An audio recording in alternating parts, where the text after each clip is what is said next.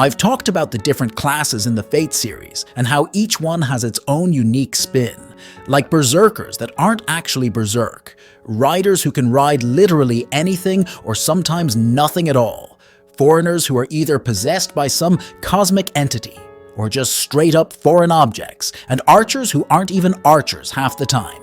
There's a lot of variety, but there's one class that stands out to me as the ultimate anything goes category: caster. You could call it creative or maybe just basic. To avoid any angry debates, let's just say it's the freedom class. Servants in this class are usually good at magecraft, and the only real requirement is being a top-tier magic user. Unlike other classes, there's no need for crazy high stats, so casters often have pretty low combat abilities. Plus, most servants come with magic resistance, which makes things even harder for them. That's why casters are often seen as the weakest of the 7 main classes. But don't underestimate them.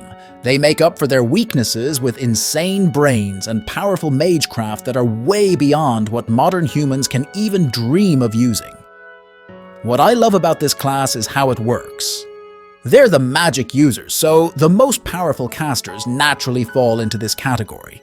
And honestly, pretty much all casters are like this when compared to regular humans. It's either because magic was their defining trait when they were alive, or because their intellectual or artistic achievements got turned into superpowers through the servant system. And because of that, they're by far the most common class in the game. There are a ton of casters you can summon with friend points alone. By the time most players manage to upgrade noble phantasms for other classes, they'll probably already have their friend point casters maxed out at Noble Phantasm 5. Alright, so this is what we're diving into today: the crazy flexibility of the caster class as a concept for heroic spirits. You can see the foundation of what makes a caster from the very first one introduced in the series, Medea.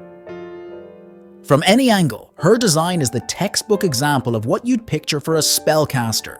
She's got the hood, the dark cloak, and that whole vibe of mixing magecraft with a big cauldron. It's like she walked straight out of the classic idea of a witch in old stories. And it's not just her looks, her abilities lean fully into spellcasting too. These days, it's easy to overlook her because of overpowered characters like Merlin or Morgan popping up. But honestly, Medea is still one of the strongest spellcasters in the Nasiverse. She's described as a magus who's infinitely close to magicians, even though she doesn't use true magic. Still, thanks to her training under Hecate and her high-speed divine words, she can cast insanely strong spells that almost hit the level of true magic without breaking a sweat. In a straight-up magecraft duel, no modern magus should stand a chance against her. Even Dr. Roman, who, let's not forget, was literally Solomon, the king of magic, called her one of the top 5 greatest magi of all time. That alone says everything you need to know about how powerful she is. With all that, the caster class is basically about twisting the rules without outright breaking them through magic, using brains over brawn, and having that creepy, cunning vibe. That's the core idea of what a caster is. But as the series has grown, the concept of casters has slowly shifted. It's no longer just about their origin or traditional abilities. Now it feels like anyone with a skill can qualify as a caster. If you can use magic, you're a caster. If you're intelligent, you're a caster. If you can write a song or have a talent for writing, you're still a caster. The pattern is pretty clear. From a developer's perspective, this is a total gold mine. It's an endless well of possibilities. You can take pretty much any character from any piece of media, slap a caster class on them, and it works. Honestly, I wouldn't be surprised if Walter White somehow got summoned into the Fate series as a caster. He's smart, he has a specific skill, and it fits. His noble phantasm could be something like unlimited methworks or whatever. So yeah, we can see all kinds of interpretations of the caster concept across different heroic spirits. Some stick pretty close to the original template, while others go completely off the rails. If we look at characters like Medea or Merlin, their connection to magic is obvious. They're pure casters through and through. But then you've got characters like Geronimo, and that's where things get interesting. Alright, now we've reached the part where I start talking about casters with, let's just say, weird concepts and some unique quirks. And one of the most interesting ones is Geronimo. A lot of people probably wonder why he's even a caster. His stats are beefier than most other casters, and his Bloody Demon skill boosts his combat abilities.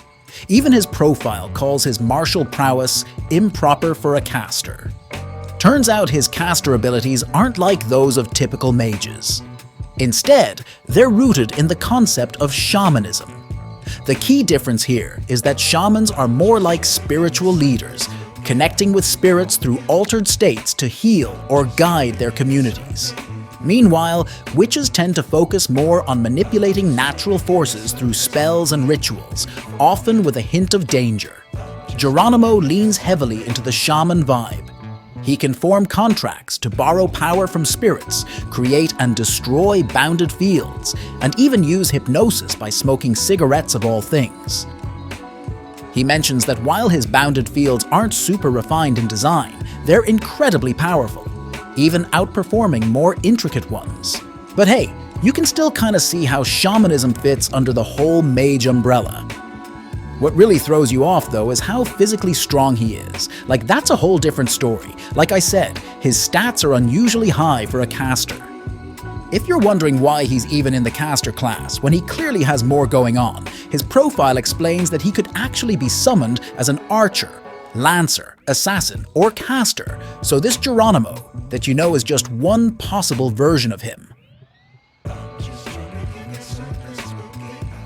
Another character with a really unique take on the caster concept is Nursery Rhyme. Unlike most heroic spirits based on real people or legends, Nursery Rhyme is what's called a conceptual heroic spirit.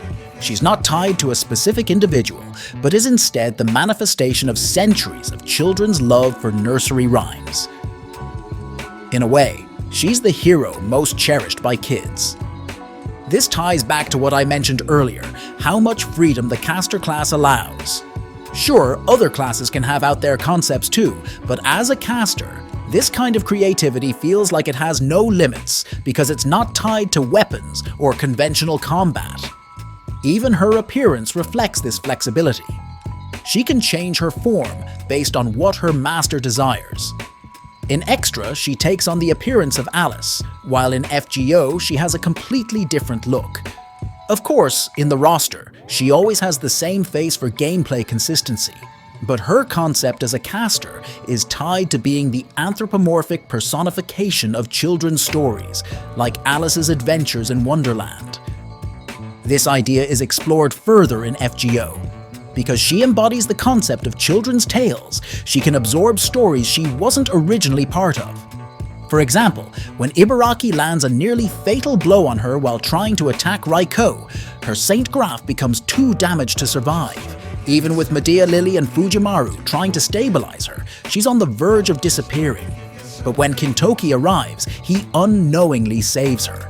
Even though Nursery Rhyme is rooted in European folklore, learning about the children's stories connected to Kintoki lets her adapt and exist in both Eastern and Western tales, giving her just enough strength to recover.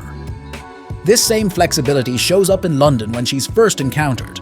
She doesn't have a master, so she has no concrete identity. She's just floating around in her baseline book form, which is essentially a reality marble. This makes her untouchable because the heroes are basically trying to destroy an entire world.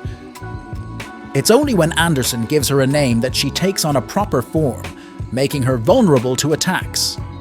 And because of this level of creative freedom in caster concepts, you can say she is easily one of the most unique casters in the game. Next up, we've got Daikoku 10. This caster started as more of a joke concept, but now they've made their way into the main FGO series, so here we are, Daikoku 10 as a legit caster. While they're named after Daikoku 10, one of the 7 lucky gods, the servant isn't actually the god himself. Instead, they're his servant mice who were granted self-awareness and a purpose by Daikoku 10. Daikoku 10's take on the caster concept is definitely unique. They're all about being a maid, focusing on everyday tasks, but adding a touch of magic to make things more efficient. Since their whole existence revolves around being a maid, all of their skills tie into that theme. For example, their item creation skill lets them whip up onigiri, and their territory creation skill is used to create a kitchen. And because they're maids, they're obsessed with having a master. Actually, they want a lot of masters. That's their thing.